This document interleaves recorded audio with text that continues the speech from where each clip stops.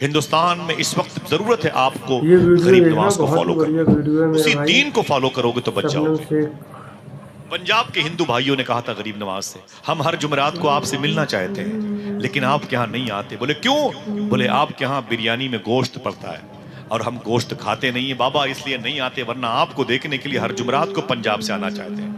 غریب نواز نے اپنے باورچی خانے کے انچارج کو بلا کے کہا، سنو یہ میرے ہندو بھائی پنجاب سے مجھ سے ملنے جمعرات کو آتے ہیں، خبردار اب جمعرات کو جب بھی لنگر بنے اس میں گوشت نہ ڈالنا، کسی میرے مہمان کو تکلیف نہ ہونے پائے۔ 2-4 جمعرات نہیں گزری تھی وہ سارے پنجاب سے آنے والوں نے اسلام قبول کر لیا تھا۔ کہا غریب نواز جب غیروں کا اتنا خیال رکھتے ہیں تو اپنوں کا کتنا خیال ہے؟ آج ہمارے دروازوں پہ جھنڈے لگے ہوئے ہیں اور ہم اپنے آپ کو یہ باور کراتے ہیں ہم کسی مجاہد سے کم نہیں ہیں۔ محلے کی مسجدیں خالی پڑی ہیں، سچائی کے واہ دسترخوان کیا انتظار بات کرتا ہے ہے، بھائی۔ حلال خوری کی پاکیزہ درخت آپ کو اپنی سائے میں بیٹھتے ہوئے دیکھنا چاہتے ہیں لیکن دور دور تک۔ ملبوس خوشنما ہے مگر کھوکھلے ہیں جسم، چھلکے سجے ہوئے ہیں پھلوں کی دکان میں۔ تھا جیلان میں اچانک اللہ کی بارگاہ سے ایک آواز آئی، اے عبد القادر بڑا ہو کے تو کیا بنے گا؟ عاشق بنے گا کہ محبوب بنے گا؟ سنیے گا، جب بات سمجھ میں آئے تو بولیے گا سبحان اللہ۔ عاشق بنے گا کہ محبوب بنے گا؟ سرکار غوث اعظم فرماتے میں رونے لگا، میں اپنی ماں کے پاس گیا، میں نے ماں کے قدم چومے، میں نے کہا امی جان یہ آواز آ رہی ہے میں عاشق بنوں کہ محبوب بنوں؟ تو امی جان نے کہا میرے بیٹے سنبھل جا، تو بہت سوچ کر کے اپنا فارم بھرنا، تیرا جو فیوچر ہے، مستقبل ہے، تیری جو تعلیم ہے وہ تیرے فارم بھرنے کے بعد اسی حساب سے تجھے دی جائے گی، سنبھل کر کے کالم بھرنا۔ بولے امی میں کیا کروں، میں کس سے پوچھوں؟ ماں نے کہا میرے بیٹے یہ قریب میں جیلان کے ایک گندگی کا ڈھیر ہے۔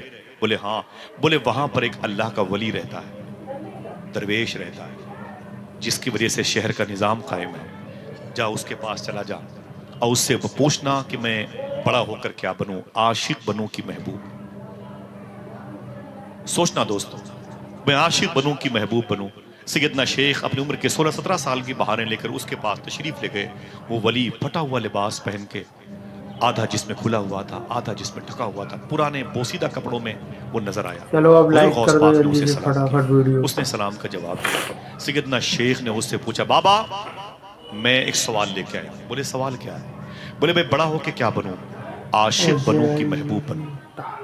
تو اس بزرگ نے کہا اے شیخ عبد القادر واپس چلے جاؤ، کل آؤ گے تو تمہیں جواب مل جائے گا۔ غوث پاک فرماتے میں واپس آ گیا، راتیں میری بڑی مشکلوں سے رو کے گزری، صبح میں نے فجر کی نماز پڑھی، امی کے قدم کے سائے میں آیا اور پھر میں نے ماں سے اجازت مانگی۔ میں نے کہا امی جان اگر اجازت دو تو اس درویش سے مل کے آؤں؟ فرمایا جا میرے بیٹے شیخ عبد القادر۔ غوث پاک فرماتے میں گیا تو جگہ تو وہی تھی لیکن وہ وہاں نہیں تھا۔ میں نے لوگوں سے پوچھا کہ بابا کدھر چلے گئے جو یہاں رہتے تھے، کدھر چلے گئے؟ تو لوگوں نے کہا کہ وہ تو کل مر گئے، کل ان کا انتقال ہو گیا۔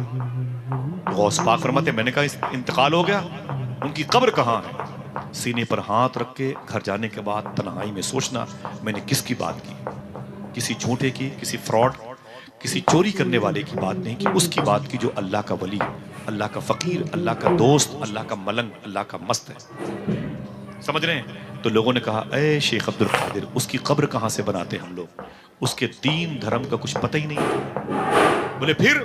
بولے اس کے پیروں میں رسی باندھ کر کے اسے پہاڑیوں کے بیچ میں جنگلوں میں پھینک دیا گیا ہے، اس کو دفن کیسے کرتے؟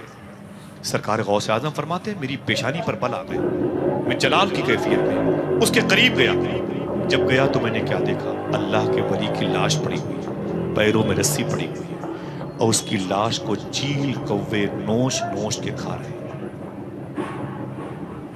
سمجھ گئے؟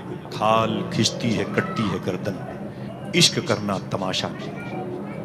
ہاں یہ نعرے لگانا بہت آسان ہے، نعروں سے کبھی کبھی جو حالات خراب ہوتے ہیں اس بگڑے ہوئے حالات کو سنوارنا بہت مشکل ہوتا ہے۔ کبھی کبھی نعرہ نہ لگانا بھی دور اندیشی ہوتا ہے۔ کبھی کبھی اپنے کردار سے آپ باور کرائیں کہ ہم غریب نواز کے ماننے والے ہیں، ہاں؟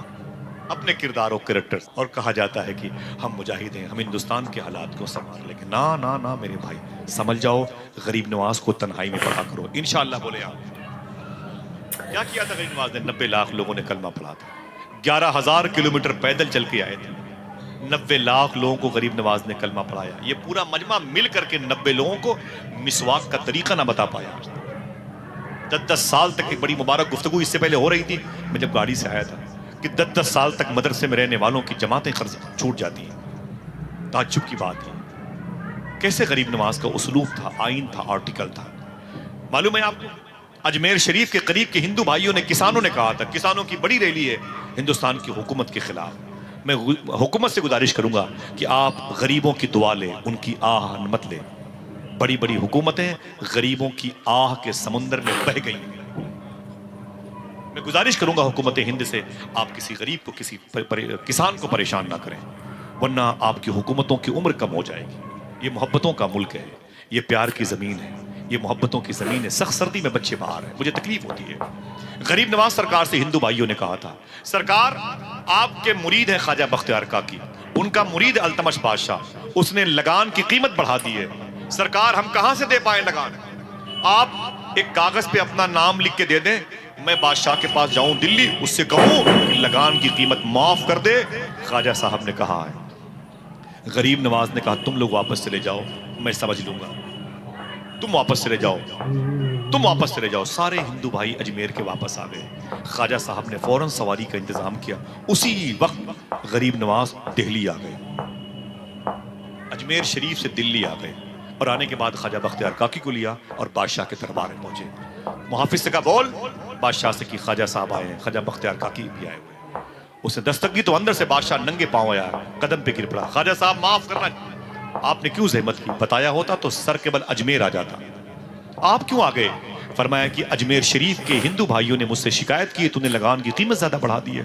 سن, غریبوں کو پریشان مت کر, کسانوں کو پریشان مت کر, جتنی جلد ہو سکے لگان کی قیمت کو معاف کر دے. اس نے وہیں پر کھڑے کھڑے اسٹامپ منگایا, کاغذ منگایا اور دستخط کیا اور مہر لگائی. کہا حضور یہ کاغذ لے لے اور آپ کے حکم پر میں عمل کرتا ہوں, لگان کی قیمت معاف کرتا ہوں, آپ ٹھہر جائیں. خواجہ صاحب فرماتے نہیں, مجھے واپس اجمیر جانا ہے, اجمیر کی عوام میرا انتظار کر رہی ہے. سیدھے اجمیر شریف واپس آئے اور اجمیر کے اطراف کے ہندو بھائیوں کو بلایا اور فرمایا آ جاؤ میرے پاس. سب آ گئے. فرمایا خوش ہو جاؤ, میں نے لگان کی قیمت معاف کروا لی ہے, میں نے لگان کی قیمت معاف کروا لی ہے. لوگوں نے کہا حضور کیسے کیسے کیسے؟ آپ نے کاغذ دکھایا. کہا یہ کاغذ آپ کے پاس کیسے آیا؟ وہ دلی بہت دور ہے. آپ نے فرمایا کہ دلی میں خود گیا تھا, میں دلی گیا تھا. لوگوں نے کہا حضور مجھے بھیج دیا ہوتا. ایک جملہ غریب نواز نے کہا تھا, اگر دل کہے تو اسے رکھ لینا, سمجھ میں آئے تو سبحان اللہ کہنا. ہندو بھائیوں نے کہا تھا کہ آپ نے مجھے حکم دیا ہوتا, میں دلی چلا گیا ہوتا, آپ کیوں گئے؟ تو خواجہ صاحب نے جملہ کہا تھا, غریب نواز میں ہوں کہ تم ہو؟ آئے آئے, غریب نواز میں ہوں کہ تم.